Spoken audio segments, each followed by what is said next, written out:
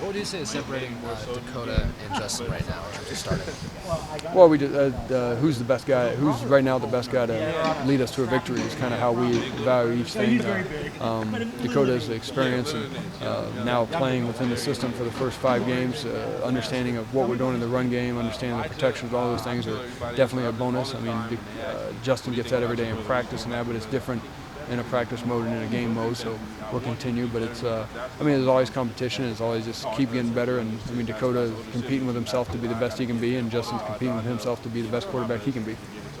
You may have already asked us about the vertical passing game. Did anybody ask you about that? Seemed like, couple. Oh, okay. No, Sorry. you can ask again. So everything seemed to be to the flats, and a lot of it, short crossing patterns. Was the lack of protection, or it seems like? Well, some of it was schematically what Washington State was doing. There are a lot of quarters, a lot of 2 safety high type thing. Corners play off, so you don't get as many one-on-one opportunities. You got to kind of try to produce those. There were probably a few more that we kind of called, and what ends up being is normally that's not the first read within the play, and when it isn't, we threw a hitch a couple times when if they would have covered the hitch and we'd have got ourselves back to that, but that's all part of the scheme of the play, and we throw a completion for a first down, you kind of go with it. But some of it was their scheme, and some of it was us getting guys one-on-one matchups and being able to get to those shots within the protection or within the progression and all those types of things. Who's the fastest guy now on your receiving core, do you think? Probably Charles is probably he's the quickest, and I'm probably the fastest in that way. DC does a great job on vertical routes with being able to go up and get it and kind of out-compete people for it and everything in that way. And then Jalen Brown's shown a knack over time to put himself in position. He has such good ball skills of being able to.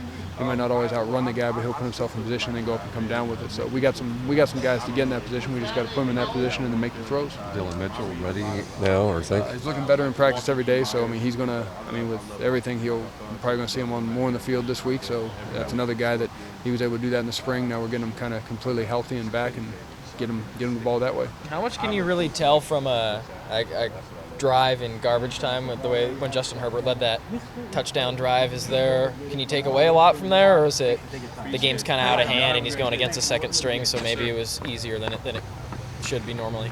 Well, I think it was a combination. What they were doing at that time defensively was different. They were more in a prevent, keep everything in front of them, but he was able to execute the plays we asked him to execute and do it properly, and then threw the ball where we kind of expect him to throw the ball. So it's definitely things he can learn from that. We sat and watched him, went through each one, went through his thought process on it, but that's just kind of all stuff you're adding to his database of knowledge of the position. So there's a great deal he can learn from it, and him getting in there for the first time, and threw his first pass and basically completed his first pass, completed his second pass, and so it's a good way to start. I've been around a lot of good quarterbacks whose first pass wasn't even close to their receiver the first time, so it was a positive start for him and kind of his his future at the position. He was beating himself up. He was beating himself up a little bit about throwing leading Kanai into a kind of blindside like that. What can you kind of tell from his reaction to kind of taking it so hard on himself like that? Well, he's his number one critic. He's hard on himself and everything, which I think most quarterbacks are. They're kind of looking for that perfection standard.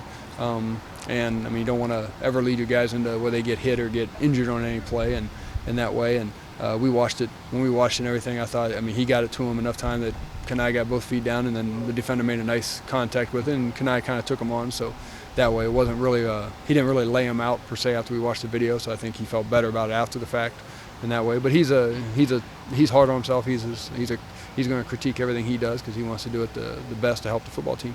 Thanks, Coach. Thanks, Coach. Thank you.